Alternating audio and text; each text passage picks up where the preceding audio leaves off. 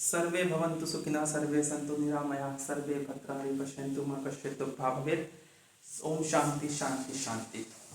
आज आप सभी सोच रहे होंगे कि सर ने एक संस्कृत श्लोक से चीज़ों को शुरुआत क्यों किया है। ये हमारी वैदिक सभ्यता है जिसमें हम लोग कहते हैं कि सभी सुख में रहें, सभी लोग निरोगी रहें और सभी समृद्धि के साथ अपने जीवन यापन करें। तो जिस वैदिक सभ्यता की हम लोग बात करते हैं, अक्सर जिस वैदिक सभ्यता का उदाहरण देते हैं, उस वैदिक सभ्यता के बारे में कुछ बेसिक चीज़ें होती हैं जो सभी व्यक्तियों को पता होनी चाहिए। इसीलिए मैं कह रहा था कि इतिहास में आप सबके साथ बैठ करके देखिए। शुरुआत में मेरी बात इसी से हुई थी, क्योंकि हम अपने इतिहास को, अपने देश को, अपने कल्चर को जब तक नहीं जानेंगे तब तक हम किसी भी अन्य व्यक्ति के द्वारा उसके दृष्टिकोण को जो हमारी सभ्यता के ऊपर इम्पोज किया जाता है उससे सहमत होते रहेंगे। आखिरकार क्यों विदेशियों ने आकर के हमारे ऊपर शासन किया? क्यों वो अपने कल्चर को हमेशा बड़ा बताते गए? क्योंकि हम अपने कल्चर को कभी जान ही नहीं सके थे। अगर हमें अपने कल्चर के बारे में पूर्वानुभव होता तो हम उनके द्वारा बताई हुई चीज़ों पे कटाक्ष कर सकते थे, लेकिन हम कभी भी अपने कल्चर को समझने के लिए इतने ज़्यादा उत्सुक हुए ही नहीं। वास्तव में हम जो चल रहा है उसी में, बहती नदी में ही बहते रहना चाहते हैं। लेकिन जब इतिहास पढ़ा जाने लगा, इतिहास को समझा जाने लगा, तब हम समझते हैं कि वास्तव में हाँ, हमारे लिए इन पुरानी सभ्यताओं का, इन सब चीज़ों का क्या मायने है। वैदिक सभ्यता जिस प्रकार से हमें सिंधु घाटी सभ्यता पर हमें अपना कहते हैं कि गर्व है, भारत में वो सभ्यता विकसित हुई। एक ऐसी सभ्यता, एक ऐसी नगर नियोजन प्रणाली विकसित हुई जो आज के समय में भी उतनी ही प्रासंगिक है जितनी पूर्व काल में थी। मैंने बताया कि जिस प्रकार से आज COP29, COP30 में सस्टेनेबल डेवलपमेंट गोल्स की बात हो रही है, समावेशी विकास की बात हो रही है, वहाँ पर वह सिंधु घाटी सभ्यता या इंडस वैली सिविलाइजेशन उतनी ही सभ्य थी कि वह सस्टेनेबल डेवलपमेंट गोल जिसकी आज बात कर रहे हैं वो उस समय अचीव कर रही थी। तो सिंधु घाटी सभ्यता के बारे में हमने सब कुछ पढ़ा और हमने उसको देखा था कि वह सभ्यता 3500 BC के आसपास, एक्चुअली अंग्रेजों के द्वारा या औपनिवेशिक सरकार के द्वारा उसको 2500 BC को बताया गया था। तो अगर उनके हिसाब से चलते हैं हम तो 2500 BC से मोटा मान के चलते हैं, 2500 BC से लेकर के 1500 BC तक, 1800 BC तक हमने देखा कि सिंधु घाटी सभ्यता ने किस तरीके से नगर नियोजन प्रणाली की शुरुआत की थी। अब यहाँ पर प्रश्न आता है कि आखिर सिंधु घाटी सभ्यता के बाद क्या हुआ। यहीं पर मैंने बताया था आपको आखिरी क्लास में कि सिंधु घाटी सभ्यता का पतन होता है, लेकिन सिंधु घाटी सभ्यता के बाद क्या हुआ।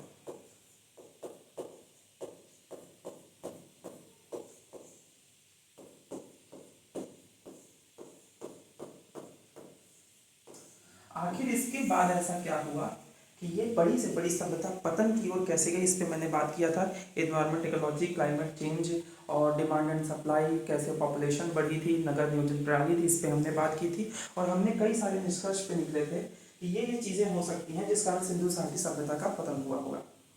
लेकिन अब बात आती है कि सिंधु घाटी सभ्यता के बाद किस प्रकार से, ये तो सबको पता है, मैं बता भी चुका हूँ कि सिंधु घाटी सभ्यता जो थी वो एक नगरीय सभ्यता थी। इससे सब परिचित होंगे, ठीक है। सिंधु घाटी सभ्यता एक नगरीय सभ्यता थी और जो वैदिक सभ्यता थी ये ग्रामीण सभ्यता थी, ठीक है।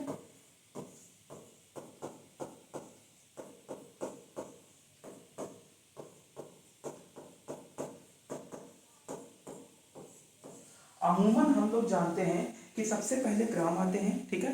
सबसे पहले कह सकते हैं कबीले आते हैं। कबीले कहीं पर क्या होते हैं, एस्टैब्लिश होते हैं, फिर वो ग्राम का निर्माण करते हैं और फिर ग्राम से हम किसकी तरफ जाते हैं, नगर की तरफ जाते हैं। एक नॉर्मल फेज तो यही होता है। लेकिन यहाँ पर जब हम इतिहास में देखते हैं तो हम एक्चुअली नगरीय सभ्यता से वैदिक सभ्यता की ओर जा रहे हैं। ये सोचने का विषय है ऐसा क्यों हुआ। तो हुआ ये था कि जब बहुत सारी चीज़ें डिक्लाइन कर गई, ठीक है। मैंने बताया कि सिंधु घाटी सभ्यता डिक्लाइन कर जाता है और सिंधु घाटी सभ्यता के डिक्लाइन करने के बाद चीज़ें कुछ इस प्रकार होंगी कि सिंधु घाटी सभ्यता के बाद यहाँ के जो बचे कुचे लोग थे, ऐसा तो है नहीं कि वज्रपात हुआ। मैंने पिछली बार बताया था कि ऊपर से वज्रपात होता है और उस वज्रपात में सभी लोग एक साथ मर जाते हैं, ऐसा तो हुआ नहीं होगा। कुछ ना कुछ लोग जिंदा रहे होंगे। अब ये कुछ लोग जो जिंदा रहे होंगे ये कौन लोग होंगे। अच्छा, सिंधु घाटी सभ्यता में भी जो हमको स्क्रिप्ट मिलती है, लिटरेचर मिलता है, जिसको हम आज तक पढ़ नहीं पाए हैं, ये स्क्रिप्ट कुछ ऐसा ही लगता है ये कुछ विशिष्ट व्यक्तियों के द्वारा यूज किया गया होगा।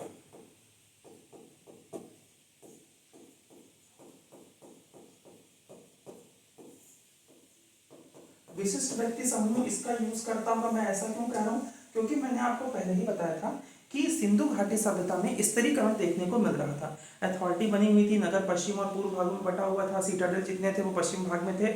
इस प्रकार से लग रहा है कि वास्तव में सच में स्तरीकरण पाया जा रहा था। अगर स्तरीकरण नहीं होता तो कुछ जो आपके बरियल्स हैं, ठीक है, कुछ कह सकते हैं कि जो जिन लोगों को दफनाया गया था उनके साथ सीपों के मनके वगैरह मिलते हैं, ठीक है, सीप के मिलते हैं, और कुछ लोगों के साथ सोने के मिलते हैं, कुछ के साथ चांदी के मिलते हैं। कहने का मतलब है कि अलग अलग धातुओं की चीज़ें मिलती हैं, कुछ के साथ तांबे के मिलते हैं। तो ये हर एक बरियल्स के, हर एक जिनको दफनाया गया था उनके साथ जो चीज़ें मिली हैं वो अलग अलग प्रकार की मिली हैं। तो जाहिर सी बात है कि जिसके पास सोना मिला है वो कैसा व्यक्ति रहा होगा, वो धनी व्यक्ति रहा होगा, है ना, वो अपने समाज में थोड़ा सा उच्च वर्ग का व्यक्ति रहा होगा। जिसके साथ मनके मिले वो निम्न वर्ग रहा होगा, और जिसके साथ तांबा वगैरह मिला है वो बीच का रहा होगा, है ना। आज भी है अपर क्लास, लोअर क्लास और मिडिल क्लास। मिडिल क्लास का चीज ही अलग है। पहले होता था lower class, upper class, middle class, यही होता था, लोअर क्लास, अपर क्लास, और बीच में लटकता रहता था मिडिल क्लास सैंडविच की तरह। पहले जब मैं पैदा हुआ था तब भी मिडिल क्लास में था, थोड़ा बहुत नौकरी लग गई है, सारी चीज़ें स्थितियाँ सही होंगी, उसके बाद ही मिडिल क्लास में। मैंने कहा ये क्या है, तो आप बताया आप मिडिल क्लास में है। मतलब मिडिल क्लास के भी 3 फेस कर दिए, lower middle class, upper middle class और मिडिल क्लास। अब थोड़ा सा आप और होंगे तो आप अपर मिडिल क्लास में आएंगे। आप कौन सी गाड़ी यूज़ करते हैं, अच्छा ये गाड़ी यूज़ करते हैं, अच्छा इतना बैंक बैलेंस है, इतना आपके पास घर है, इतनी प्रॉपर्टी है, तो ऐसा है कि आप अपर मिडिल क्लास में। लेकिन है आप अभी भी मिडिल क्लास में, जिंदगी में मिडिल क्लास के बाहर ही नहीं निकल पाता। कुछ ऐसी चीज़ें थी। तो विशिष्ट समूह के वर्ग, विशिष्ट व्यक्ति समूह का यूज किया जाता था सिंधु घाटी सभ्यता में, जो भाषा होती थी। इसीलिए जब सिंधु घाटी सभ्यता का पतन हुआ तो इस पतन के साथ हम देखते हैं कि भाषा विलुप्त हो गई। भाई देखिए, अगर उस भाषा का प्रयोग करने वाले 1 से 2 व्यक्ति भी रहे होंगे तो उस भाषा को लंबे समय तक चलाना बड़ा मुश्किल है। भाषा कब फलती फूलती है, जब वो जन सामान्य में बहुत ज्यादा प्रसारित हो जाती है, बहुत ज्यादा फैल जाती है। तभी तो किसी भाषा का कह सकते हैं कि हम भाषा बहुत ज़्यादा विकसित है, ज़्यादा से ज़्यादा लोग उसको बोलेंगे, है ना। लेकिन यहाँ पर क्या होता है कि कुछ ही लोग बचे होंगे जो इस प्रकार की भाषा का प्रयोग करते होंगे, जिससे क्या होता है, सबसे पहले तो भाषा विलुप्त होती है। भाषा विलुप्त हो गई, क्यों? क्योंकि इन भाषाओं का प्रयोग करने के लिए आपको एक बड़ा जन समूह चाहिए। लेकिन जो, क्योंकि बरियल्स में भी आप देखेंगे जहां दफनाया गया, हर जगह इस प्रकार की चीजें लिखी हुई नहीं मिली हैं।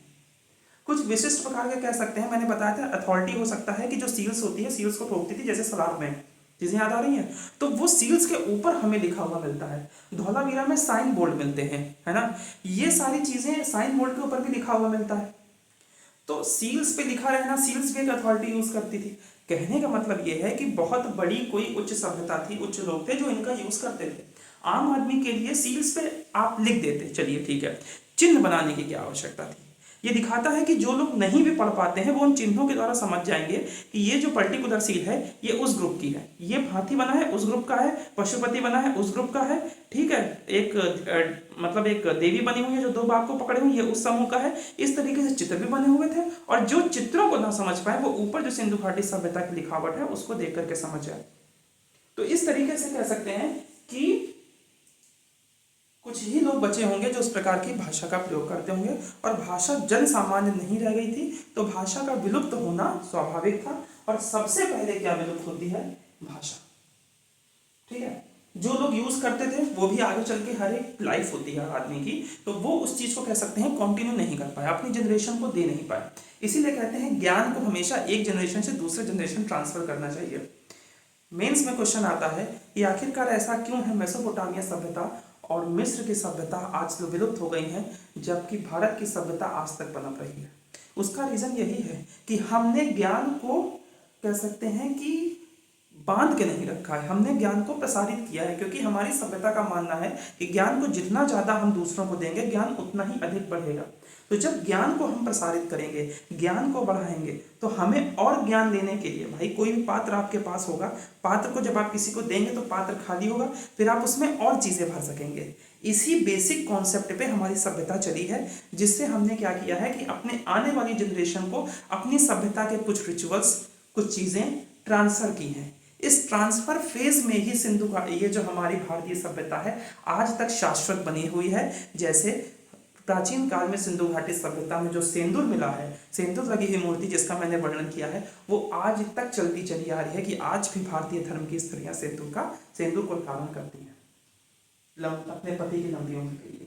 तो ये जो सिंधु घाटी सभ्यता है, सिंधु घाटी सभ्यता के बाद हम बात कर रहे हैं कि सबसे पहले हो सकता है कि भाषा विलुप्त हुई हो। भाषा विलुप्त होने के बाद हम जानते हैं कि इतने बड़े बड़े नगर बनाने के लिए आपको धन की आवश्यकता होगी। कह सकते हैं कि जब पूरी पूरी नगरीय सभ्यता खत्म हो जाती है तो फिर से उस सभ्यता को रिवाइव करने के लिए आपको उतने ही प्रसिद्ध व्यक्ति चाहिए होंगे, या उतने ही कह सकते हैं कि बहुत अच्छे कारीगर चाहिए होंगे जो उतने बड़े बड़े भवन को फिर से बना पाए। आपके दिमाग में कॉन्सेप्ट है, देखिए आप जानते हैं कि न्यूक्लियर बॉम्ब को कैसे बनाना है, यूरेनियम का यूज करेंगे, आपको एक क्वेश्चन पता है तो क्या आप बना लेंगे? नहीं बना पाएंगे ना। घर में बैठ करके अगर वो चीजें भी आपको दे दी जाए तो किस मात्रा में कैसे यूज करना है आप नहीं बना पाएंगे। न्यूक्लियर बॉम्ब की तो बात अलग है, चाय है मान लीजिए, ठीक है। अब आपके पास दूध रखा है, चाय पत्ती रखी है, चीनी रखी है, अदरक रखा है, सब कुछ रखा है, और आपको चाय बनानी नहीं आती है, लेकिन आपने सुना था कि इन सब चीज़ों को आपस में हम मिला देते हैं तो चाय बन जाती है।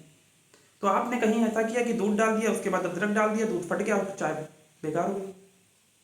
तो ये सारी चीज़ें आपको पता हैं कि हम नगरीय सभ्यता का ऐसे विकास कर सकते हैं, लेकिन उस नगरीय सभ्यता को विकास करने का प्रोसेस, विकास करने वाले व्यक्ति ही नहीं होंगे तो क्या आप वापस इतनी बड़ी नगरीय सभ्यता बना पाएंगे? सवाल ही नहीं पैदा होता। तो इसलिए क्या हुआ कि इसके बाद क्या चीज खत्म हुई सिंधु घाटी सभ्यता से? वो खत्म हुई सिंधु घाटी सभ्यता की नगरीय सभ्यता। ठीक है। अब जब आपके पास कह सकते हैं, जब आपके पास नगरीय सभ्यता खत्म हुई तो नगरीय सभ्यता का मेन लक्ष्य मैंने आपको बताया था कि 2/3 पॉपुलेशन जो होती है वो कहाँ लगी होती है? वो लगी होती है मैन्युफैक्चरिंग एंड सर्विस में। लेकिन जब आपके पास नगरीय सभ्यता खत्म हो गई, मैन्युफैक्चरिंग एंड सर्विस की चीजें खत्म हो गई, तब आप क्या करेंगे?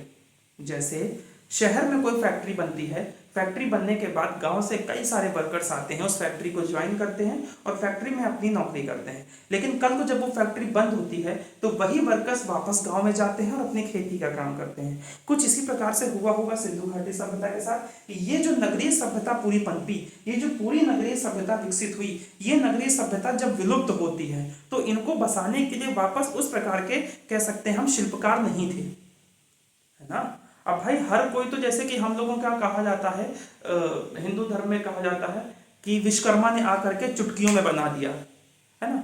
तो ये चीजें पॉसिबल तो नहीं है। तो इतनी बड़ी नगरीय सभ्यता को वापस चुटकियों में बना देना इतना आसान नहीं था। तो कहीं ना कहीं उनको एक लंबा पूरा टाइम पीरियड चाहिए था, और इनके पास उस प्रकार के शिल्पकार भी नहीं थे, उस प्रकार के व्यक्ति भी नहीं थे जो इस प्रकार की सभ्यता का विकास कर पाए। वापस इनको बड़े बड़े भट्टे बनाने पड़ते उन ईंटों को बनाने के लिए, और उनमें कौन कौन से कह सकते हैं जोड़ने के लिए किस प्रकार की सामग्री का यूज किया हुआ, उस प्रकार की चीजें भी इनको चाहिए होती। तो ये वापस नगरीय सभ्यता को जो इतना बड़ा टास्क था, और वो भी इतनी आसानी से ढह गई, इतना विकास करने के बाद इतनी आसानी से ढह गई, तो कह सकते हैं कि इनकी हिम्मत नहीं पड़ी होगी कि हम फिर से वापस में नगरीय सभ्यता का विकास करें। तो ये सबसे पहले नगरीय सभ्यता विलुप्त हुई, और नगरीय सभ्यता विलुप्त होने से इनकी आजीविका में असर पड़ा। अब जो ये पहले मैन्युफैक्चरिंग और सर्विस सेक्टर पर अपना जीवन यापन कर रहे थे, अब ये किस पर अपना जीवन यापन करेंगे? तो कृषि पे वापस से।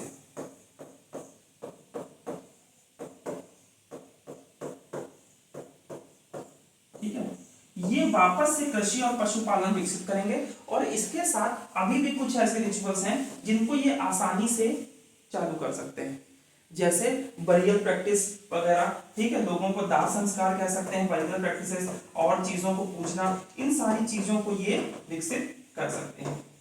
और ये सारी चीजें किसी न किसी संस्कृति को जन्म देती है। ठीक है, अर्थात हमने क्या समझा? मतलब सिंधु घाटी सभ्यता के खत्म होने के बाद कई सारी चीजें हुई होंगी, भाषा विलुप्त हुई होगी, नगरीय सभ्यता विलुप्त हो गई। क्यों विलुप्त हो गई? क्योंकि बहुत ज्यादा विकसित थी, उसको वापस कंटिन्यू करने के लिए उस प्रकार के लोग शायद नहीं बचे हों। इसलिए हमने जब नगरीय सभ्यता विलुप्त हुई तो हम मैन्युफैक्चरिंग और सर्विस सेक्टर से हट करके कृषि और पशुपालन के फेज में चले जाते हैं, और फिर हम कुछ संस्कृतियां उत्पन्न होती हैं जिनको देखते हैं। ठीक है, अब ये संस्कृतियां किस प्रकार की थी? तो जैसे भारत में मैंने आपको बताया था, हड़प्पा के पास में एक संस्कृति देखने को मिलती है, सिमेट्री एज कल्चर। जहां पर हड़प्पा था वहां पर सिमेट्री एज कल्चर देखने को मिलता है। ये सारे कल्चर कौन थे? तो सिंधु के बाद, ठीक है, या कह सकते हैं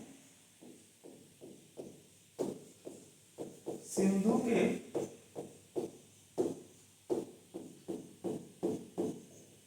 पतन पर पनपे थे। मतलब जब सिंधु घाटी सभ्यता खत्म हो जाती है तो उसके जगह पर ये कल्चर उत्पन्न हुए थे, ठीक है। सिमेट्री एज कल्चर हो गया, और क्या हो गया, जो सिंधु का था वहां पर हम झुकार कल्चर देख सकते हैं, ठीक है। ये कल्चर कहाँ था? तो सिंधु नदी के आसपास था, ठीक है। इसके बाद प्रभास पाटन का मैंने नाम दिया था, ठीक है। प्रभास पाटन का मैंने नाम, तो इस प्रकार से कह सकते हैं कि कई सारे, जैसे रंगपुर कल्चर प्रभास पाटन के पास फेमस हुआ था। प्रभास पाटन कहाँ था? गुजरात में, ठीक है। प्रभास पाटन, मैंने आपको बताया था कि पाटन मीन्स होता है फोर्ट, और जैसे कि नागपट्टनम ऐसे करके चीजें थी। तो ये सारी चीजें क्या हैं, ये और भी कई सारे कल्चर्स थे, जो इंपॉर्टेंट कल्चर्स थे वो यही सारे थे। तो ये कल्चर क्या करते हैं कि सिंधु घाटी के जो ध्वंसावशेष होते हैं उन पर इन कल्चर का उद्भव होता है, ठीक है। उन पर इन कल्चर का क्या होता है? उद्भव होता है। किसका? हड़प्पा सिमेट्री एज कल्चर का, चुकार कल्चर का, रंगपुर कल्चर का, ठीक है।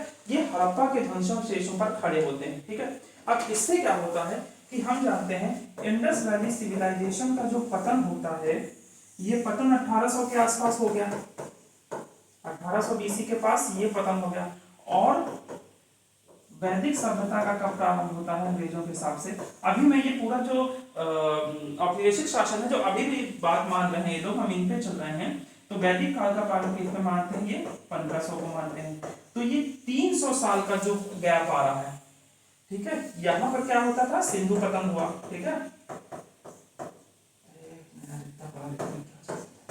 इंडस वैली सिविलाइजेशन का पतन हमने देखा, और यहां से जाकर के हमने देखा वैदिक काल शुरू हुआ। तो बीच में जो 300 वर्षों का फेज आता है, ये माना जाता है इस फेज में इस प्रकार के कल्चर इनको क्या कर रहे थे कि सिंधु घाटी सभ्यता की कुछ चीजों को लेकर के चल रहे थे। फिर यही कल्चर विकसित करते हैं किसको? वैदिक काल को, ठीक है। इन कल्चर से चीजें निकल के आती हैं, लेकिन इन कल्चर की विशेषता क्या थी? मैंने आपको पहले बताया, ये सारे कल्चर भाषा को उतनी तरीके से नहीं जानते थे, ठीक है। और नगरीय सभ्यता नहीं थी। जब नगरीय सभ्यता नहीं थी तो कैसी सभ्यता थी? ग्रामीण सभ्यता थी, ठीक है। ग्रामीण सभ्यता का मतलब क्या हो गया? कृषि और पशुपालन पर निर्भर थी। ये कृषि करते थे और क्या करते थे?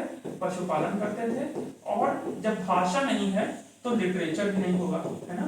तो इनके पास कोई भी प्रकार का लिटरेचर नहीं था, ठीक है। अब जब इतनी फेजेस के साथ इन कल्चरों से वैदिक काल उत्पन्न हो रहा है, तो हम कैसे कह सकते हैं कि वैदिक काल के पास लिटरेचर होगा, सॉरी भाषा होगी, नगरीय सभ्यता होगी, ग्रामीण सभ्यता होगी, कृषि पशुपालन, ग्रामीण सभ्यता तो होगी। और ग्रामीण सभ्यता में हम वैदिक काल में क्या देखते हैं? कृषि और पशुपालन देखते हैं। मैं क्यों कह रहा हूं उनको भाषा का ज्ञान नहीं था? क्योंकि जब हम लिटरेचर पे आते हैं तो हम देखते हैं कि वैदिक काल में श्रुति साहित्य आते हैं। श्रुति साहित्य क्या होते हैं? सुन करके कह सकते हैं कि ज्ञान को एक से दूसरे तक पहुंचाना। हम जानते हैं कि गुरु शिष्य परंपरा वैदिक सभ्यता की मुख्य विशेषता रही है। अर्थात गुरु को यहाँ कहा जाता है कि ईश्वर ने आत्मसात करके ज्ञान प्रदान किया, और वो गुरु अपने शिष्यों को ज्ञान को प्रदान करता था, और फिर वो शिष्य क्या होते थे? उस ज्ञान को अपने आने वाली जनरेशन को ट्रांसफर करते थे।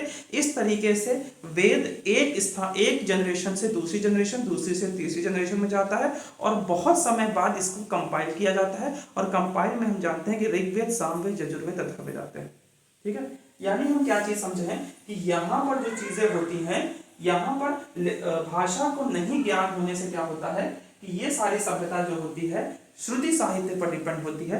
अर्थात ये प्रारंभ में ही लिखना नहीं प्रारंभ कर देते हैं, कुछ समय तक ज्ञान एक जनरेशन से दूसरी जनरेशन को ट्रांसफर हो जाता है, और फिर एक फेज में जब ये अपना लिटरेचर को कह सकते हैं जनरेट कर लेते हैं, जब ये अपनी भाषा को जान जाते हैं। भाषा के अलावा हम कह सकते हैं कि भाषा के साथ साथ हम कह सकते हैं कि ये अपने साहित्य और लिटरेचर लिपि को जब ये जान जाते हैं तब ये क्या करते हैं कि इसको क्या करते हैं कि राइटिंग फॉर्म में चेंज करते हैं और चारों वेद की रचना करते हैं। ठीक है, इतना हमने समझा कि कैसे सिंधु घाटी सभ्यता के पतन के बाद वैदिक काल आता है। ठीक है, इसके बाद हम क्या देखेंगे,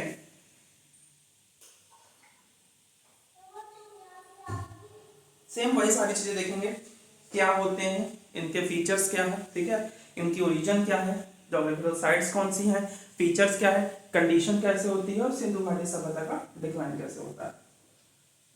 तो सबसे पहले हम बात करते हैं कि इनका निवास स्थान कौन सा था, इनका वैदिक का इनका निवास स्थान कौन सा था।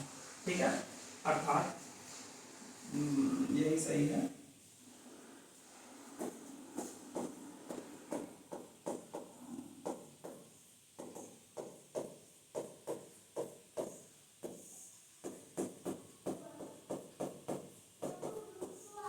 ये जो निवास स्थान की मैं बात कर रहा हूं, ये निवास स्थान कुछ इस तरीके से था, हम कह सकते हैं कि ये जैसे मैंने बताया कि सिमेट्री एज कल्चर, ये हड़प्पा में रावी नदी के पास, हड़प्पा में, ठीक है, पनपा। इसके अलावा मैंने बताया प्रभास पाटन गुजरात के पास में, इसके अलावा मैंने बताया क्या चीज है, एक और बताया था रंगपुर। ठीक है, इस तरीके से मैंने कई सारी बताई, प्रभास पाटन ही एक्चुअली रंगपुर है, और सिमेट्री एज कल्चर बताया था, जुकार कल्चर बताया था, ठीक है, जो सिंधु घाटी सभ्यता के पास बनती थी। तो जाहिर सी बात है इनका सारा एरिया जो कंसंट्रेटेड रहेगा वो किस तरफ कंसंट्रेटेड रहेगा, तो ये सिंधु घाटी के आसपास के जितने क्षेत्र होते हैं यहां पर इनका सारा कंसंट्रेशन देखने को मिलता है, किसका, अर्ली वैदिक पीरियड में। ठीक है, अर्ली वैदिक पीरियड में हम कहां पर देखने को मिलते हैं, या कह सकते हैं कि शुरुआत में, अभी अर्ली वैदिक नहीं, अर्ली वैदिक पे जब आएंगे तो मैं आपको समझाऊंगा।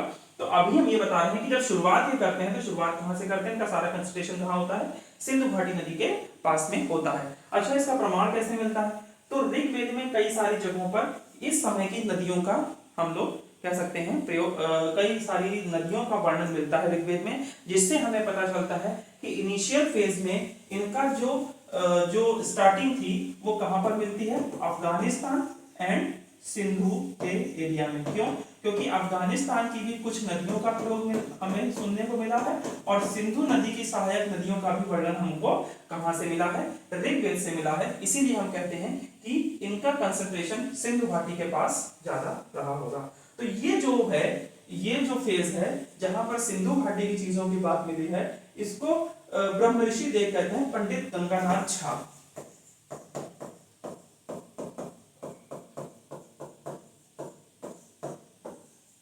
कहते हैं ये ब्रह्म ऋषि प्रदेश था। ठीक है, और ये ब्रह्म ऋषि प्रदेश से ही सिंधु लोगों का उद्भव हुआ था।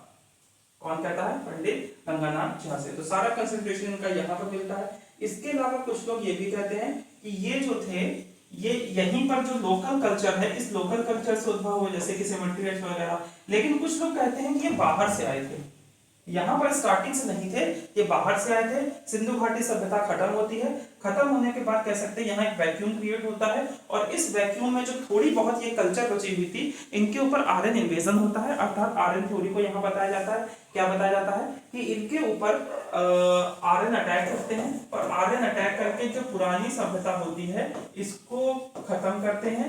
खत्म करने के साथ इनको क्या करते हैं, अपना बंदी बना लेते हैं, और स्वयं यहाँ पर शासन करना शुरू कर देते हैं, और शुरू करने के बाद यहाँ पर इस सभ्यता को उत्पन्न करते हैं। अब आप समझ ही सकते हैं कि इस प्रकार की इन्वेजन थ्योरी कौन दे सकता है, औपनिवेशिक शासन दे सकती है, क्योंकि वो यही नहीं मान सकती है कि आखिरकार यहाँ की लोकल संस्कृति से इस प्रकार ज्ञान वाली चीजें मिलेगी। हुआ ये था, जैसा अभी तक मैं आपको बताता आया हूं, कि जब हिस्ट्री दिखा गया तो इनका सारा कंसंट्रेशन वैदिक एरा से ही स्टार्ट होता है। वैदिक एरा में लिटरेचर को हम जानते हैं कि लिटरेचर बहुत बड़ी भूमिका निभाता है। ठीक है, और लिटरेचर में मैंने आपको एक बार पहले भी बता चुका हूं कि यहाँ का जो लिटरेचर था, लिटरेचर में हरिउपा का वर्णन मिलता है। ठीक है, और ये हरिउपा का युद्ध किससे होता है, इंद्र के साथ होता है। ये वर्णन कहाँ पर मिलता है जाकर के? ऋग्वेद में मिलता है। इसी चीज को पकड़ लेते हैं अंग्रेज और कहते हैं ये हड़प्पा और कुछ नहीं है, हड़प्पा है। अच्छा, ऐसा इन्होंने किया था। तो हम लोग जानते हैं कि एशियाटिक सोसाइटी ऑफ बंगाल की स्थापना हुई थी। उसका मकसद ही यही था, कहने की बातें थी खाली कि इंडिया के कल्चर की बातें करना, लेकिन मेन मकसद ये था कि भारत की जो संस्कृत की जो मुख्य किताबें हैं इनको हम ट्रांसलेट करेंगे, ठीक है, ट्रांसलेट करेंगे और क्या करेंगे, इनका गलत सलत इंटरप्रिटेशन करेंगे। उससे क्या होगा, उससे कहीं ना कहीं हम अपनी सभ्यता को ऊंचा दिखाएंगे, इनकी सभ्यता को नीचा दिखाएंगे और हम इनमें आइडियोलॉजिकल चेंज कर पाएंगे। क्योंकि जब किसी सभ्यता में, किसी कह सकते हैं एरा में, उनकी विचारधारा के ऊपर प्रहार किया जाता है तो उसके ऊपर शासन करना उतना ही आसान हो जाता है। यही सोच करके कि लंबे समय तक हम शासन कर पाए, उन्होंने सबसे पहले अटैक किया तो विचारधारा के ऊपर किया, हमारी संस्कृति के ऊपर किया कि सबसे पहले इनकी संस्कृति को खत्म करो और इनके दिमाग में डालो कि ये हीन है और इन हीन लोगों को उठाने के लिए हम आए हुए हैं, इनका उद्धार करने के लिए हम आए हुए हैं। इसके अलावा जब ये संस्कृत लिटरेचर को ट्रांसलेट कर रहे थे तब इन लोगों को कई सारे ऐसी चीजें मिली जो कहीं ना कहीं कह सकते हैं लैटिन और संस्कृत में इनको समानता देखने को मिली। लैटिन लैंग्वेज और संस्कृत लैंग्वेज में समानता देखने को मिली, जैसे मदर मात्र, ठीक है, ऐसे ही करके है, मदर मात्र हो गया, ठीक है, और पितृ से बन गया फादर, है ना, ऐसे करके चीजें थी, और मात्र मदर, ठीक है, और इसी मैटरनल, है ना, मैटरनल माता के उधर के लोगों को कहते हैं मैटरनल कहते हैं, ठीक है। तो ये सारी चीजें कई सारी इनको समानता देखने को मिलती। इन्हीं समानता के आधार पर ये एक निष्कर्ष निकालते हैं। क्या निष्कर्ष निकालते हैं कि भाई साहब एक्चुअली हम और आप अलग अलग नहीं हैं, हम और आप एक ही हैं और हम सब लोग पहले एक जगह रहते थे जिसे कहते थे इंडो यूरोपियन कल्चर, और हम यूज करते थे इंडो यूरोपियन लैंग्वेज का यूज करते थे।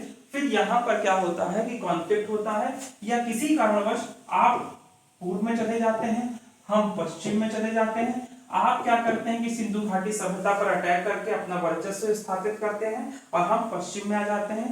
अब आपने क्या किया, आप अपने कल्चर को भूल चुके हैं, आप डेवलप नहीं हैं, आप हीन हो चुके हैं, आप अपनी चीजों को भूल चुके हैं, हम बहुत विकसित हो गए।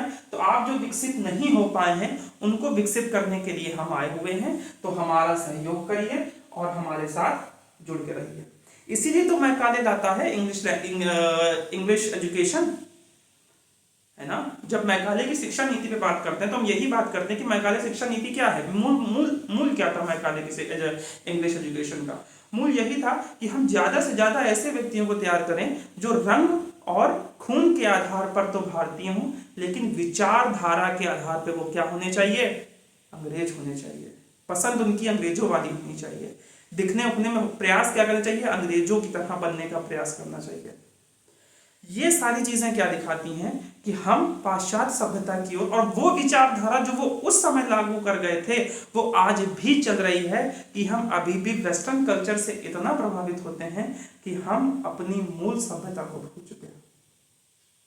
वेस्टर्न कल्चर में जो आज समस्याएं उत्पन्न हो रही हैं उन समस्याओं का हल हमारी वैदिक सभ्यता में या कह सकते हैं कि हमारे कल्चर में है, लेकिन समस्या क्या है कि हमने उस कल्चर को एक किताब, मोटी किताब के अंदर बंद कर दिया है और आज के समय में कोई भी किताब को उठा करके पढ़ना नहीं चाहता।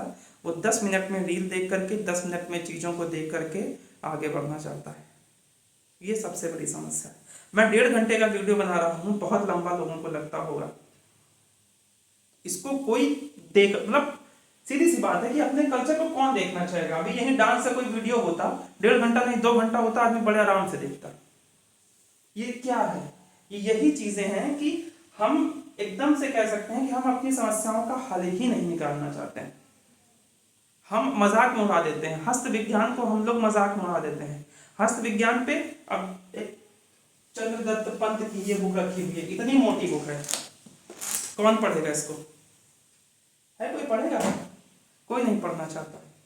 बस मजाक में हम उतार देते हैं, लो बैठे बैठे क्या हो सकता है, क्या चीजें हो सकती। भाई सोचो कि जिस प्रकार की चीजों को, जिन नक्षत्रों की बात, जिस वैदिक एरा के बहुत समय बाद भी अंग्रेज ये नहीं सोचने के लिए तैयार थे कि पृथ्वी सूर्य की परिक्रमा करती है, लेकिन वैदिक एरा में ज्योतिष का यूज करके ये सब लोग बता दिए थे कि यस, चंद्रमा पृथ्वी की परिक्रमा करता है और पृथ्वी सूर्य की परिक्रमा करती है, और हम पाश्चात्य सभ्यता की ओर प्रसारित हो रहे हैं। खैर, मैंने भी कोट नहीं पहना हुआ है, ठीक है।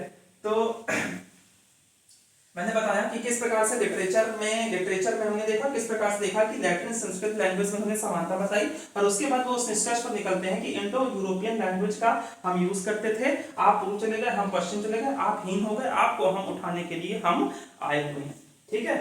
ये सारी चीजें किसने कही? अंग्रेजों ने। इसमें सबसे बड़ा योगदान अगर किसी का मिलता है तो मैक्स मुलर का मिलता है। ये ऐसा इतिहासकार था, ठीक है, ये ऐसा इतिहासकार था, तो ये चश्मा इसे पहन लेता था और केवल देखता था, अच्छा अच्छा अच्छा, ओ माय गॉड, आप ऐसे हैं, ठीक ठीक, मतलब केवल उसे औपनिवेशिक शासन को सही सिद्ध करना होता था, केवल उसे बाइबल को सही सिद्ध करना होता था। ऐसे हिस्टोरियन बहुत अच्छा है, वर्ल्ड के पर्सपेक्टिव से सोचेंगे तो बहुत अच्छा हिस्टोरियन है, लेकिन जब हम इंडिया में ये आ जाता है तो ये तुरंत चश्मा बदलता है और कहता है वो हम बड़ा है तुम छोटा है। ये औपनिवेशिक शासन को सही करने का प्रयास करता रहता है।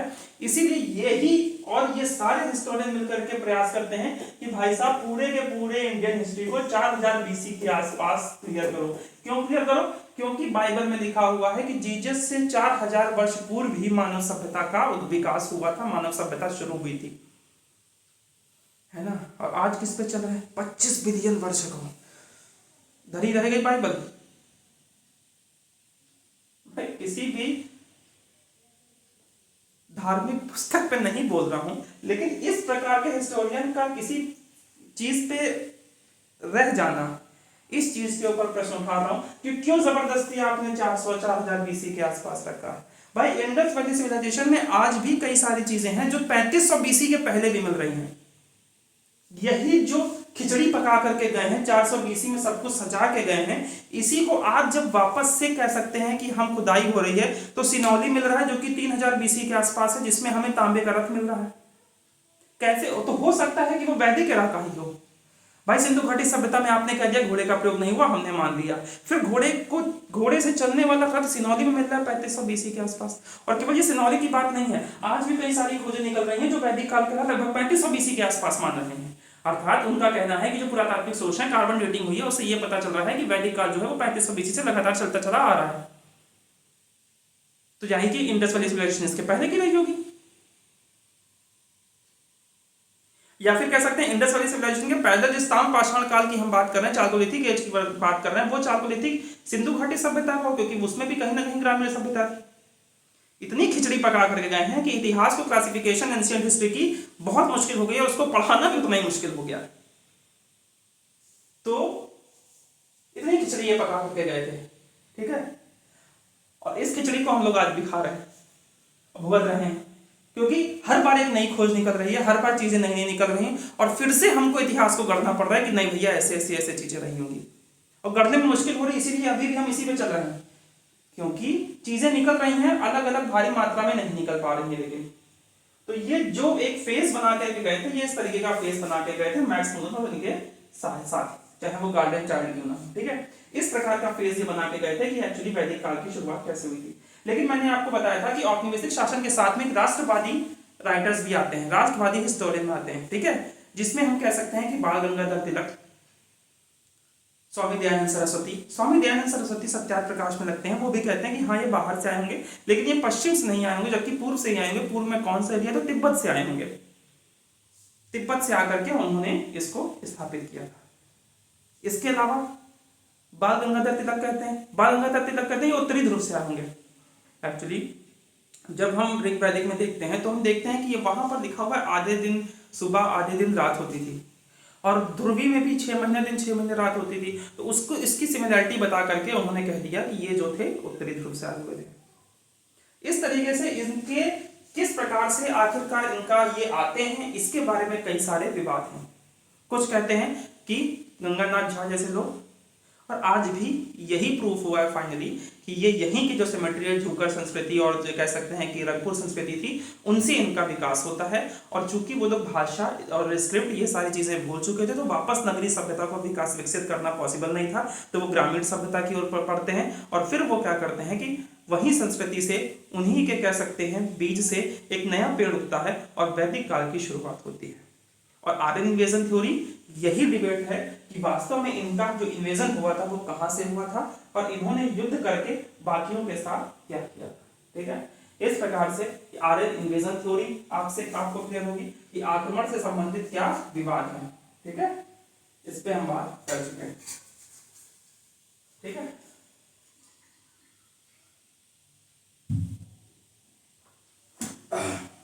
अब चलते हैं आगे। ठीक है, और ये जो डेवलप हुए हैं झूकर संस्कृति इन सब से, तो ये अचानक से इमीडिएट नहीं हुए हैं। जैसे अभी तक हम पढ़ते आ रहे हैं कि ग्रेजुअली चीजों में चेंजेस होता है, ग्रेजुअली डेवलप होते हैं, वैसे ही ये भी क्या होते हैं, ग्रेजुअली धीरे धीरे जो ये कल्चर थी वो वैदिक काल की ओर शिफ्ट होती है। ठीक है, अब हम चलते हैं आगे। आगे सबसे पहले हम देखते हैं, क्या देखते हैं कि इतनी बड़ी संस्कृति थी, अगर ओवरऑल हम देखें तो वैदिक काल जो था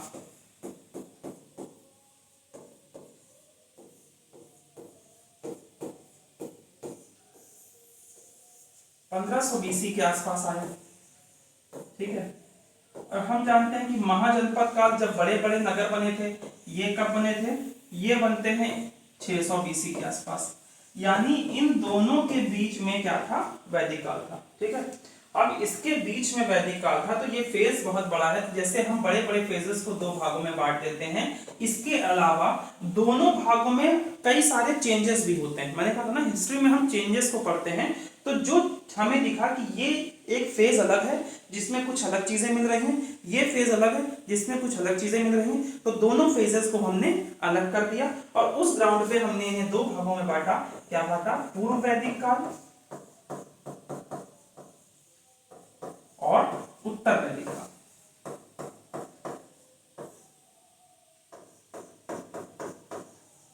ठीक है, इसको हम कहते हैं अर्ली वैदिक पीरियड। ठीक है, और उसको हम कहते हैं वैदिक पीरियड। ठीक है, इसको हम कहते हैं ऋग्वैदिक काल।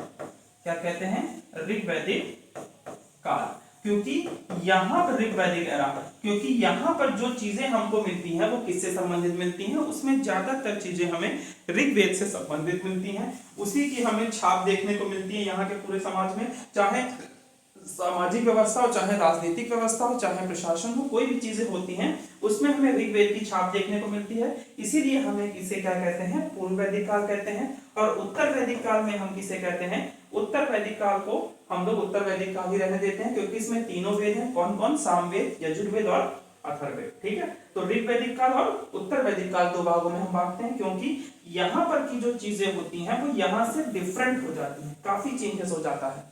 मैं आपको तुलना करके दिखाऊंगा कि वैदिक काल में क्या था, फिर उत्तर वैदिक काल में ये चीजें कैसे चेंजेस हो जाती हैं और क्या हो जाता है। तो अर्ली वैदिक एरिया से जब उत्तर वैदिक में आते हैं तो यहाँ पर चीजें चेंज हो जाती हैं। ठीक है, चाहे यहाँ की फीचर्स में, चाहे सामाजिक व्यवस्था, राजनीतिक व्यवस्था, धार्मिक व्यवस्था, आर्थिक व्यवस्था, सब में बहुत बड़ा चेंज मिलने को मिलता है। और चेंजेस किस वजह से मिलता है, एक्चुअली मेन चेंजेस आता है लोहे के प्रयोग से।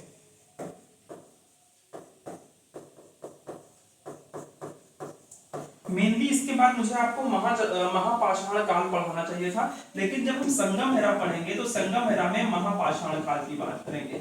बस इस समय इतना समझ लीजिए कि जब उत्तर भारत में वैदिक एरा चल रहा था, इसी के पैरेलल दक्षिण भारत में चालकोलिथिक के बाद में क्या कह सकते हैं हम लोग, एक आता है महापाषाण एरा। ठीक है, तो वहां पर क्या होता है, महापाषाण काल में वहां पर अलग अलग तरीके की बरियल प्रैक्टिसेस यूज होती हैं, अलग अलग चीजें यूज होती हैं, उसको हम देखेंगे। कुछ इंपॉर्टेंट साइड्स है वो भी देखेंगे जब संगम एरा आएंगे।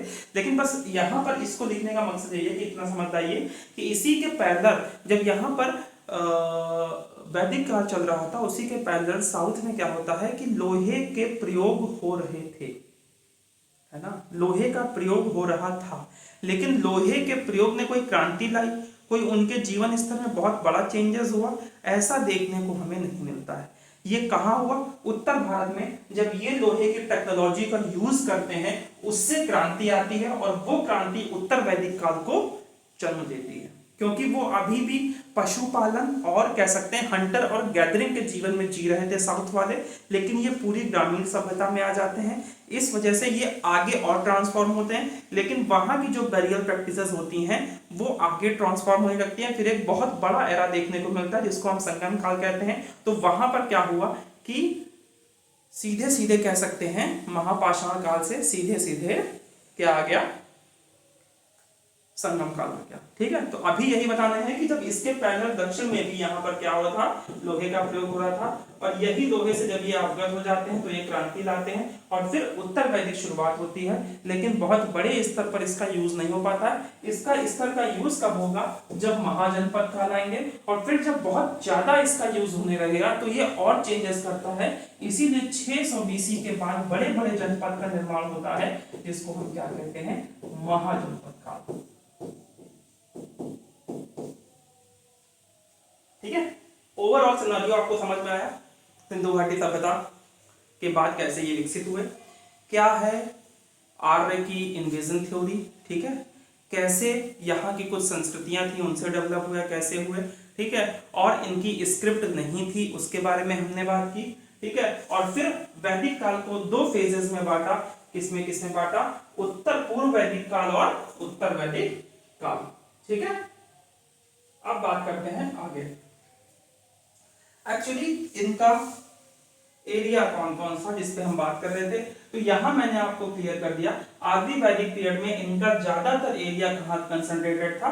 सिंधु नदी के आसपास। और फिर जब उत्तर वैदिक काल आता है, क्या आता है? उत्तर वैदिक काल आता है, तो ये उत्तर वैदिक काल में ये सारा कंसंट्रेशन किधर देखने को मिलता है? तो ये पूर्व की ओर विस्तृत हो जाते हैं, और कह सकते हैं लगभग लगभग उत्तर भारत में हिंडन नदी तक इनका पूरा पूरा हो जाता है कंसंट्रेशन। जो कंसंट्रेशन यहाँ इनका सिंधु घाटी सभ्यता था वो यहाँ सिंधु से लेकर के हिंद तक हो जाता है, अर्थात इनका पूर्व की ओर विस्तार हमको देखने को मिलता है। ठीक, अच्छा, और क्या चीजें देखने को मिलती हैं इसके अलावा? वैदिक काल को दो भागों में बांटा है। अच्छा, ये कुछ प्रूफ भी देते हैं, इस पे बात कर लेते हैं। अंग्रेज कुछ प्रूफ भी देते हैं कि कैसे वो कहते हैं कि क्यों ये लोग कहे हैं बाहर से आए हैं, बाहर के द्वारा बाहरी लोगों ने इनको बताया है। प्रूफ तो जरूर देते हैं वो। तो एक है बोगजाकोई अभिलेख, ठीक है, ईरान का अभिलेख है। इसमें एक्चुअली हुआ है कि दो लोगों के बीच में ट्रीटी होती है। इन ट्रीटी के बीच में ये क्या कहते हैं? ट्रीटी के बीच में समझौते की बात करते हैं, और समझौते के लिए प्रूफ के रूप में इनका मानना है कि भगवान को बुलाते हैं। 1400 BC के आसपास की बात है, जिसमें इंद्र, वायु, वरुण, नासत्य जैसे देवता आते हैं, और नासत्य की तुलना अश्विनी से करके इन्होंने कहा कि ये वही देवता है जो वैदिक सभ्यता में। और फिर कहने का मतलब ये है कि इन्होंने ही, ईरान ने ही यहाँ पर वैदिक काल का कह सकते हैं उन्होंने उद्भव किया था। इसके अलावा कहते हैं जिन व्यवस्था पारसी धर्म की, इसके कई सारे पेड़ पौधे वृक्ष आदि का यूज इन्होंने किया है, और इन्होंने बताया है कि दोनों में सिमिलरिटी है। तो मध्य एशिया से लोग आकर के उन्होंने सिंधु घाटी सभ्यता वैदिक एरा को, या कह सकते हैं वैदिक काल को इस्टेब्लिश किया था, क्योंकि कोई भी अच्छी चीज वो एक्सेप्ट नहीं कर पा रहे थे कि हम कर सकते हैं, है ना। और फिर सिंधु घाटी सभ्यता को पढ़ने की दृष्टिकोण से, और दोनों में पर्याप्त डिफरेंस था, तो उस डिफरेंस को हम समझ पाए उसके लिए हमने क्या किया, देखा, क्या देखा कि उत्तर वैदिक और पूर्व वैदिक, और उत्तर वैदिक में दो भागों में बांटा। पूर्व वैदिक में इनका कंसंट्रेशन कहाँ था? यहाँ पर था, और उत्तर वैदिक में पूरे के पूरे उत्तर भारत में इनका कंसंट्रेशन हो जाता है। इसका प्रूफ क्या है कि इनका कंसंट्रेशन केवल सिंधु घाटी सभ्यता के पास था? तो अफगानिस्तान की कुछ नदियों का प्रयोग मिलता है ऋग्वैदिक काल में, जैसे कुभा, कुर्म, ठीक है, गोमल, स्वात, ये क्या है? ठीक है, तो कुभा हो गई काबुल आज के समय में, कुर्म हो गई कुर्रम आज के समय में, गोमल हो गई गोमती, ये गोमती लखनऊ वाली नहीं है, ठीक है, ये अलग है, गोमल हो गई गोमती, और स्वास्थ्य हो गई स्वाद। इट मीन्स ये नदियां अभी भी एग्जिस्ट करती हैं कहां पर, अफगानिस्तान में। चूंकि इनका वर्णन ऋग्वेद में हुआ है इसीलिए ये माना जाने लगा कि ये सारी नदियां भी क्या हैं, ये सारी नदियां ये प्रूफ करती है, ऋग्वेद में इन नदियों का वर्णन ये प्रूफ करता है कि इनका कंसंट्रेशन अफगान के आसपास भी रहा होगा। इसके अलावा सिंधु की भी कुछ सहायक नदियां हैं जिसका वर्णन हमें देखने को मिलता है। सिंधु की सहायक नदियां कौन सी हैं? झेलम, चिनाब, रावी, व्यास, सतलज। सतलज हो गई शतुद्री, ठीक है। व्यास हो गई विपाशा, ये हो गई परुषणी, चिनाब हो गई आपकी अश्विन, और झेलम हो गई वितस्ता, ठीक है। इस तरीके से हमने इन सारी नदियों का जो सहायक नदियां हैं उनका ये नाम हमें कहाँ मिलता है, ये नाम मिलता है हमें ऋग्वेद की किताब में। इसीलिए हम कहते हैं कि इनका कंसंट्रेशन कहां पर रहा होगा, सिंधु नदी के आसपास रहा होगा। अर्थात ये किस किस चीजों से परिचित थे, नदियों से परिचित थे। इसके अलावा क्या मिलता है, इसके अलावा हम जानते हैं कि पूर्व की ओर भी हिमालय तक भी इनका प्रसार था, हिमालय से भी ये परिचित थे। अच्छा सर ये आप कैसे कह सकते हैं हिमालय से परिचित है? क्योंकि बेटा जब ऋग्वेद हम पढ़ते हैं तो ऋग्वेद में हम देखते हैं कि मूजवंत नामक पर्वत का बहुत ज्यादा यूज मिलता है, और इस मूजवंत से ये क्या कह सकते हैं कि सोमरस का यूज करते थे। अब लोग कहते हैं कि ये सोमरस कुछ नहीं है, ये सोमरस है मद्य पदार्थ जिसको पीने के बाद नशा होता है, ठीक। एक्चुअली गलत है, ये एनर्जी ड्रिंक होता था। अब पीने वाले कुछ भी बोले, वो कह देंगे उसको पीने के बाद भी एनर्जी मिलती है, लेकिन अगर ये एनर्जी ड्रिंक नहीं था तो फिर ये मद्यपान को निषेध क्यों कहते हैं? ये क्यों कहते हैं कि drinking is injurious to health? वैदिक एरा को जब हम पढ़ेंगे तो वो साफ साफ कहते हैं कि drinking is injurious to health, और उसके बाद सोमरस का यूज करते हैं और देवताओं को भी देते हैं। तो भाई साहब एक तरफ आदमी कहता है मद्यपान निषेध है, उसके बाद कहता है नहीं इसी ब्रांड का पीजिए, उनका एक ब्रांड है। अरे कद्दू ब्रांड है भैया, एनर्जी ड्रिंक है ये, जो मूंजवन पर कुछ एक विशेष कह सकते हैं कि वो पौधों से निकलता है मूंज, इसीलिए ये सोमरस का सबसे ज्यादा यूज इंद्र करते हैं, और इंद्र का भरपूर मात्रा में वर्णन मिलता है। 200 से भी अधिक श्लोक हमको इंद्र के मिलते हैं, और इस सोमरस का सबसे अधिक पान इंद्र करते हैं, है ना। तो ये सारी चीजें हमें दिखाती है कि ये क्या थे, कि हिमालय से भी परिचित थे, क्योंकि सोमरस का वर्णन मिलता है। तो ये सोमरस एनर्जी ड्रिंक है, बिल्कुल दिमाग से निकाल दीजिए। हुआ ये कि चीजें मैंने बताया कि इंटरप्रिटेशन आप कुछ भी कर सकते हैं, आप बिल्कुल कह सकते हैं कि ये नशीला पदार्थ होगा कोई, वो आपके इंटरप्रिटेशन के ऊपर है, लेकिन अब सच में चीजें निकल रही हैं वो ये बताती हैं कि एक्चुअली एक एनर्जी ड्रिंक था, ठीक है। इसके अलावा नदियां हो गई, हिमालय से परिचित थे, और किससे परिचित थे, समुद्र से भी परिचित थे, ठीक है, समुद्र से भी परिचित थे, और ये युद्ध जैसी चीजों में भी विश्वास करते हैं।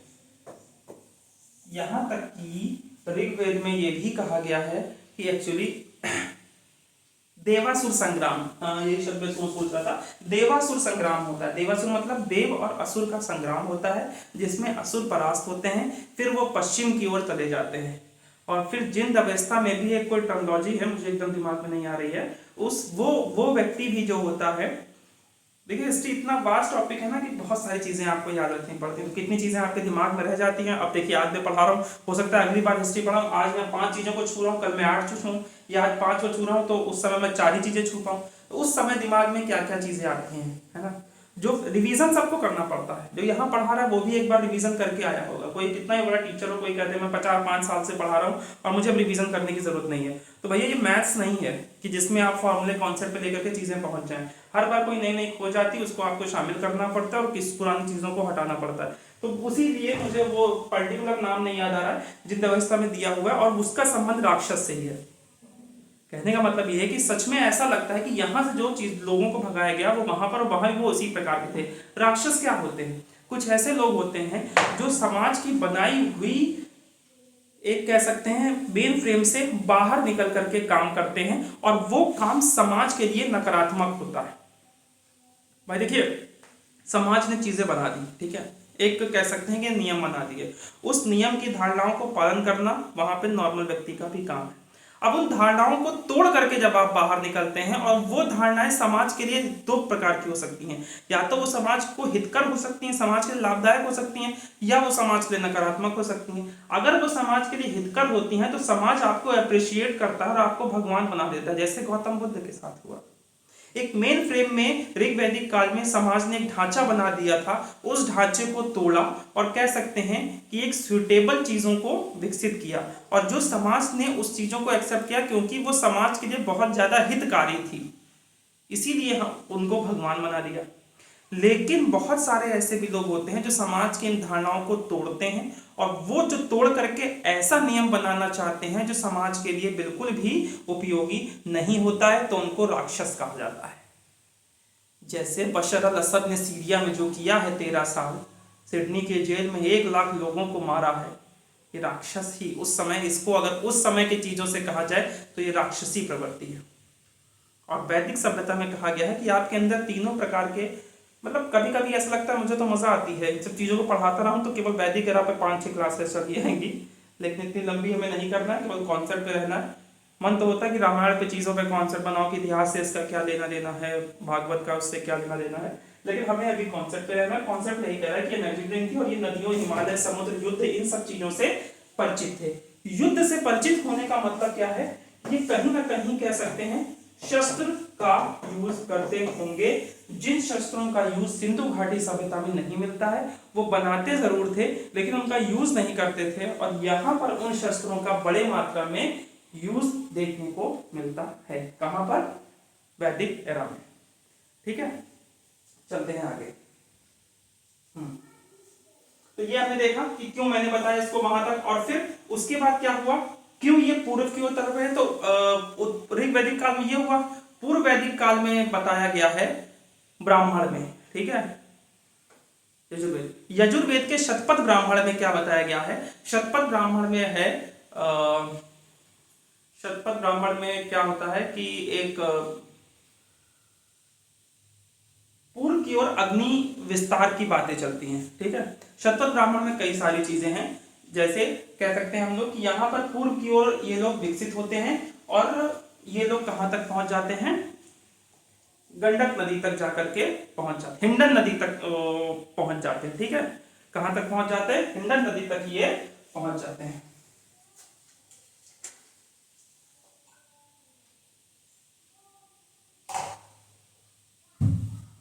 इसके अलावा इन सब चीजों से पता चलता है कि ये पूर्व की तरफ प्रसारित हुए होंगे, ठीक है। तो मैंने बता दिया कि किस प्रकार से ये यहाँ पर इनका कंसंट्रेशन यहाँ था, और किस प्रकार से इनका कंसंट्रेशन पूर्व की ओर हो जाता है। क्या नाम था उसका? अब आते हैं वेदों के लिटरेचर पर। शतपथ ब्राह्मण,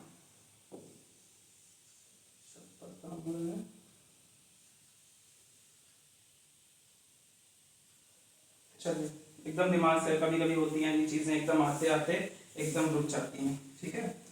तो जब आती है तो फिर हम बात करते हैं उस पर। तो जल प्लावन की कथा है और अग्नि की भी कोई बात कही गई है, इस समय एकदम दिमाग में नहीं आ रही, तो जब आएगी तब उस पर बात कर लेंगे। ऐसा नहीं कि चीजें नहीं आएंगी, दिमाग में बिल्कुल आएगी, ठीक है। तो वेदों को एक्चुअली यहां पर जो लिटरेचर था, लिटरेचर को 2 भाग में बांटा गया है, ठीक है। लिटरेचर को जो वैदिक काल के थे, इसको 2 भागों में बांटा गया। रूल ले लेते हैं।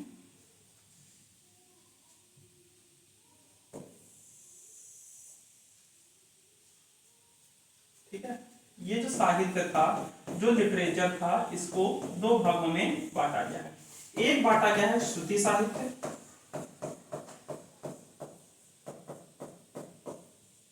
ठीक है।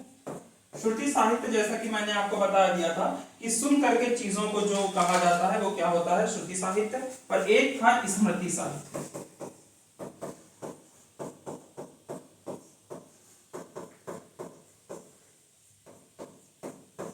ठीक है, एक था श्रुति साहित्य, एक था स्मृति साहित्य। श्रुति का मतलब मैंने आपको बताया था कि बहुत लंबे समय तक लिटरेचर को नहीं डेवलप कर पाए थे, तो ये एक फेज से दूसरे फेज तक कैसे कहते हैं कि ये कह सकते हैं, माना गया था कि ब्रह्मा या ईश्वर ने, जो परम ब्रह्म है, उन्होंने यहाँ के ऋषियों को आत्मसात के द्वारा ज्ञान प्रदान किया था। फिर वो ऋषि क्या करते हैं कि अपनी अगली जनरेशन को उसी रूप में ट्रांसफर करते थे, और फिर इस तरीके से ट्रांसफर चीजों में इतने बड़े बड़े वेद कितनी जल्दी मतलब क्या था उस समय, कितने मस्तिष्क का इनका जो कह सकते हैं कि ये अपने माइंड का कितना ज्यादा यूज करते थे कि ये उस समय ट्रांजिशन, मतलब केवल बोलने से ही इन लोगों को चीजें कंठस्थ हो जाती थी और वो अगले फेज में चीजों को ट्रांसफर कर देते थे। तो चीजों को ट्रांसफर कर रहे हैं, तो एक काम और करिए, चैनल को लाइक, सब्सक्राइब, शेयर और बेल आइकन जरूर से जरूर दबाइए, जिससे चैनल ज्यादा से ज्यादा सब्सक्राइब हो और हम और भी नई नई चीजें ला सकें। ठीक है, बीच में इंटरप्ट किया है, अब नहीं करूंगा। साहित्य में दो भागों में बांटा, श्रुति साहित्य और स्मृति साहित्य। श्रुति साहित्य सुन करके ट्रांसफर किया जाता था, लेकिन फिर उसके बाद क्या होता है कि जब ये लोग स्क्रिप्ट को डेवलप कर देते हैं, देखिए स्क्रिप्ट का डेवलपमेंट इतना इजी नहीं होता है। आज आप स्क्रिप्ट का यूज करते हैं भाई, क ख ग घ, और लैंग्वेज को पढ़ते पढ़ते हमको लगभग कह सकते हैं क्लास 3rd तक हमारी लैंग्वेज ही डेवलप की जाती है, और फिर उस लैंग्वेज पे पीएचडी करने के लिए तो हमारा पूरा जीवन निकल जाता है। तो स्क्रिप्ट इतनी इजी चीज नहीं होती है डिफाइन करना, ये मैंने सिंधु घाटी सभ्यता में भी आपको बताया था। स्क्रिप्ट का डेवलपमेंट ये दिखाता है कि वो कितना ही आगे था। स्क्रिप्ट का डेवलपमेंट इतनी इजी चीज नहीं होती, तो उन्होंने स्क्रिप्ट को डेवलप किया और श्रुति साहित्य अर्थात सुन करके ज्ञान को ट्रांसफर करते थे। लेकिन बाद में जब जिनके पास स्क्रिप्ट आई तो इन्होंने 4 भागों में वेदों को लिखा, जिसमें एक को उन्होंने कहा ऋग्वेद, एक को कहा सामवेद, एक को कहा यजुर्वेद और एक को कहा उन्होंने अथर्ववेद। ऋग्वेद, सामवेद, यजुर्वेद और अथर्ववेद, 4 भागों में वेदों को लिखा। अब चारों में क्या क्या चीजें हैं, सबसे पहले ऋग्वेद में मोटा मोटा मैं आपको बता दूं, ऋग्वेद में इन्होंने क्या किया कि ईश्वर से संबंधित, फिर पर्टिकुलर हम वेदों पे भी बात करेंगे। सबसे पहले इन्होंने क्या बात की कि जो ईश्वर से संबंधित श्लोक थे, ईश्वर की पूजा थी, किस प्रकार से श्लोकों का प्रयोग होना चाहिए, वो किस में रख दिया, ऋग्वेद में श्लोकों के रूप में। फिर सामवेद में क्या किया, सामवेद में गायन पद्धति का यूज किया, अर्थात इसमें कह सकते हैं उन्होंने प्रोस का यूज किया, पद्य का यूज किया, और पद्य का यूज करके उन्होंने क्या किया कि सामवेद में गायन पद्धति का यूज किया, जो ऋग्वेद के श्लोक थे उनको गायन रूप में चेंज करके फिर प्रस्तुत किया। फिर आता है यजुर्वेद। यजुर्वेद में क्या बताया गया कि यज्ञ आदि कर्मकांड किस प्रकार से होने हैं उनके बारे में प्रदान किया गया। ठीक है, उस समय के कह सकते हैं रिचुअल्स, कुछ चीजें थी वो कैसे होती हैं, वो यजुर्वेद में होती हैं। और एक्चुअली ये 3 वेद अलग हैं और ये वेद अलग है, क्योंकि कहा जाता है कि इसका निर्माण जो किया है वो किया है महर्षि कृष्णद्वैपायन, और चूंकि इन्होंने इसको कंपाइल किया है इसीलिए इनको क्या कहा जाने लगा, वेद व्यास। इतना बड़ा कंपाइलेशन एक बार में होना बहुत मुश्किल मुझे लगता है। मुझे लगता है कि ये एक कह सकते हैं कि पदवी थी जो एक से दूसरे में क्या हो जाती थी, ट्रांसफर होती रहती थी, और फिर उन्हीं लोगों ने मिलकर, या हो सकता है कि पहले का टाइम पीरियड बहुत ज्यादा हो, तो उन्होंने क्या किया था, उन्होंने ये ऋग्वेद, सामवेद, यजुर्वेद को क्या किया था, कंपाइल किया था। और फिर बाद में लेटर वैदिक पीरियड में अथर्वा ऋषि के द्वारा अथर्ववेद का यूज किया जाता है, और इस अथर्ववेद में उस समय के कई सारे रिचुअल और कर्मकांड होते हैं। भाई यजुर्वेद में आपको बता दिया कि यज्ञ कैसे होना चाहिए, वेदिका, यज्ञ वेदिका जानते हैं जिसमें यज्ञ किया जाता है, वो कितनी बड़ी होनी चाहिए, यजमान को किस तरफ बैठना चाहिए, और जो कह सकते हैं कि जो यज्ञ कराता है उसको किस तरफ बैठना चाहिए, ये सारे रिचुअल्स यहाँ बता दिए। लेकिन फिर क्या होता है कि अंधविश्वास कई ज्यादा हो जाते हैं, अलग अलग चीजें और ज्यादा डेवलप हो जाती हैं, क्योंकि समय के साथ चीजें और बढ़ती हैं, है ना, रिचुअल्स और बढ़ते हैं। तो जब रिचुअल्स और बढ़ गए, समझ तो माना जाने लगा कि वेदों में कई सारी समस्याएं भी उत्पन्न होती हैं जिस वजह से हम यज्ञ नहीं करा पाते हैं। तो उन समस्याओं को निपटारे के लिए कि हमारा यज्ञ बहुत अच्छे भली भांति हो पाए, उसके लिए कुछ चीजें कहां पर दी जाती हैं? अथर्ववेद में दी जाती है।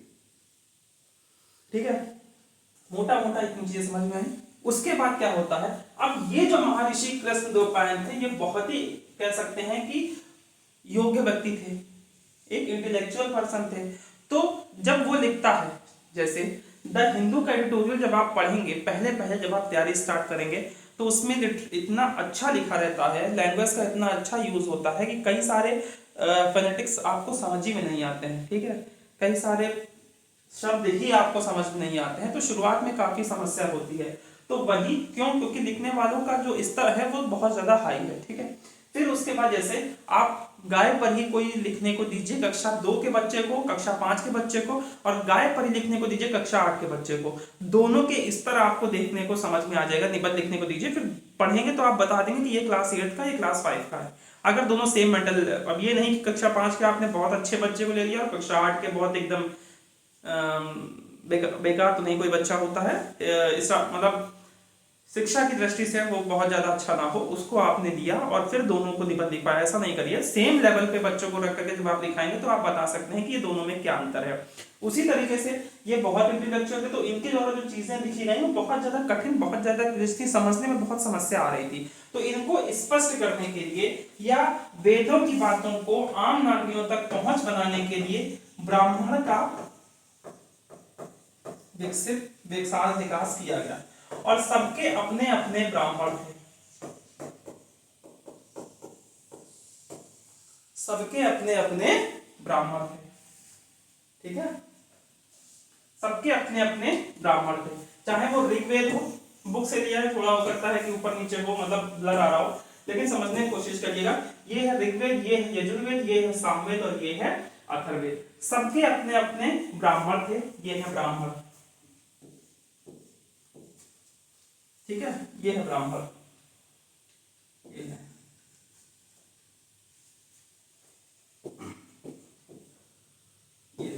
ठीक है, सबके अपने अपने ब्राह्मण थे। अब ब्राह्मण का मतलब क्या है, मैंने आपको बताया कि ये बहुत ज्यादा श्रेष्ठ था, तो उसको समझाने के लिए उन्होंने किसमें चेंज किया? ब्राह्मण में उसको चेंज किया। फिर उसके बाद ये ब्राह्मण, अब चूंकि यहाँ पर ब्राह्मण, अब ब्राह्मण मैं आपसे कर रहा हूं, ये ब्राह्मण किस चीज से संबंधित है? तो ये संबंधित है एक्चुअली ज्ञान से।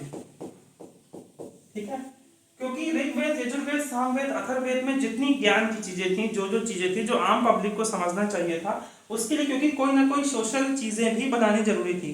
सामाजिक व्यवस्था आप कैसे बनाएंगे? तो सामाजिक व्यवस्था बनाने के लिए कुछ नियम कायदे बनानी चाहिए कि नहीं बनानी चाहिए? तो वो ब्राह्मणों में हमें देखने को मिलते हैं कहानियों के रूप में। ठीक है, जैसे क्वेश्चन आया था यूपीएससी में कि क्या ऋग्वेद में हमको कोई कहानी और कोई भी संवाद देखने को नहीं मिलता? बिल्कुल गलत है, हमें देखने को मिलता है। कठोपनिषद जब मैं पढ़ाऊंगा तो मैं नाचिकेता और यम के बीच में संवाद देखने को मिलता है। इन्हीं कहानियों में ये चीजें कही गई हैं कि भाई साहब क्या नियम थे, क्या समाज थे, उन्हीं कहानियों को समझ करके हम समझते हैं कि उस समय की सिचुएशन कैसे थी। अर्थात यहाँ पर कहानियां भी थी और यहाँ पर क्वेश्चन आंसर्स भी थे, क्वेश्चन आंसर के द्वारा भी ज्ञान को ट्रांसफर किया गया था। तो ये बिल्कुल रॉन्ग है, अर्थात यहाँ पर सब कुछ देखने को मिलता है और उन्हीं कहानियों से हम उस समय की सामाजिक और धार्मिक व्यवस्था को देखते हैं। तो ब्राह्मण में हमें यहाँ पर मिलता है ज्ञान। ठीक है, ज्ञान योग की बात करते हैं। और ऋग्वेद का ब्राह्मण कौन था? ऐत्रेय कौशिकी। ऐत्रेय के बारे में मैं बताऊंगा। ठीक है, ऐत्रेय एक्चुअली ये जो ऋग्वेद है, तो जब हम ऐत्रेय की बात करते हैं तो यहाँ पर ऐत्रेय में जो कह सकते हैं कि उन्होंने इसका निर्माण किया था और इनका जो जिसने इसका निर्माण किया था, उन्होंने, इनकी माता का नाम था इतरा। इतरा के नाम पर ऐत्रेय ब्राह्मण का नाम पड़ता है। स्त्रियों की स्थिति क्या दिखाई दे रही है? एक व्यक्ति ने अपनी माता के नाम पर पूरे का पूरा साहित्य लिख दिया और ऐत्रेय थे, उन्होंने क्या किया, इस अपने साहित्य को डिनोट किया। तो आपको क्या लगता है स्त्रियों की स्थिति कैसी रही होगी? हाँ, जाहिर सी बात है कि बहुत अच्छी रही होगी। ठीक है, महीदास थे, महीदास ने क्या किया कि ऐत्रेय ब्राह्मण को लिखा। ठीक है, ऐत्रेय ब्राह्मण के बाद हम जानते हैं किसको, आरण्यक को। आरण्यक क्या है, देखिए सनातन धर्म और वैदिक सभ्यता और हिंदू धर्म के अंदर चीजें बहुत ज्यादा कह सकते हैं रिजिड नहीं थी, अर्थात ये एक समाज व्यवस्था बना दिया गया है, आपको इसी में चलना है, ऐसी कोई गढ़ी हुई बात नहीं थी पूर्व वैदिक काल में। इसीलिए केवल इन कर्मकांडों का प्रयोग करके, इन ज्ञान का प्रयोग करके ही आप मोक्ष की प्राप्ति करें, ऐसा कोई जरूरी नहीं है। तो जो लोग जंगल में चले गए, और जंगल अरण्य मीन्स क्या होता है, अरण्य, विपन, कानन, अटवी, इसका मतलब क्या होता है, जंगल। अर्थात जंगल की जो रहस्यमय वाली चीजें होती हैं उसके बारे में कहां पर वर्णन किया गया, आरण्यक में। उसके बाद आता है उपनिषद, और ये उपनिषद किसकी बात करता है, दर्शन की। अर्थात हर वेद के अपने अपने ब्राह्मण, आरण्यक और उपनिषद थे, जिसमें ब्राह्मण ज्ञान की बात करता है, आरण्यक रहस्यवाद की बात करता है, उपनिषद दर्शन की बात करता है। और इसी दर्शन से मैं आपको बताऊंगा कि बाद में षड दर्शन आते हैं, और फिर इन षड दर्शनों के साथ साथ ही यहाँ पर कह सकते हैं कि जब चीजें बहुत ज्यादा रिजिड हो जाती हैं तो उनको तोड़ करके कई सारे फिलोसफर बाहर निकलते हैं, और 600 बीसी के बाद में हमें कई सारे कह सकते हैं एक सामाजिक धार्मिक आंदोलन का रूप देखने को मिलता है। और इसी सामाजिक धार्मिक आंदोलन से दो बड़े बड़े लोग निकलते हैं, गौतम बुद्ध और महावीर स्वामी निकलते, कई सारे हैं, 300 के आसपास फिलोसफर निकलते हैं, लेकिन उसमें जो सबसे ज्यादा फेमस होते हैं वो बौद्ध और जैन होते हैं। तो कहीं ना कहीं यहीं से चीजें बढ़ करके वहां तक गई थी। यही चीज दिखाता है कि रिजिडिटी नहीं है। रिजिडिटी होती तो औपनिवेशिक शासन ने जैसे कि लोगों को फांसी पर लटका दिया, तो ये लोग भी लटका देते बौद्ध और जैन को, कोई बड़ी बात नहीं थी। लेकिन हमने हमेशा अच्छी चीजों को के लिए अपने दिल को खोल के रखा हुआ है, इसीलिए बौद्ध और जैन धर्म जैसी चीजें बनती हैं। समझ में आ रहा है भाई, अच्छी अच्छी चीजें आप क्यों नहीं सर्व कर देते हैं, आप अच्छी अच्छी चीजें लाइए तो हम उसको क्या करते हैं, एक्सेप्ट करते हैं। लेकिन जो खराब चीजें होती हैं फिर वो भले अपना ही काहे ना हो, हम उसको नेग्लेक्ट कर देते हैं। इसीलिए कुछ समय के लिए वैदिक सभ्यता को खत्म करके हम जैन और बौद्ध धर्म को पढ़ेंगे, फिर गुप्ता पीरियड में वापस से जब पुराण वगैरह होते हैं तब वापस से हम इसकी तरफ आएंगे, वैदिक धर्म की तरफ आएंगे। तो हमने देखा ऋग्वेद होता है, सामवेद होता है, यजुर्वेद होता है, अथर्ववेद होता है, सबका अपना अपना ब्राह्मण, आरण्यक, उपनिषद होता है। ये ब्राह्मण, आरण्यक, उपनिषद में क्या क्या है इस पर हम बात करते हैं।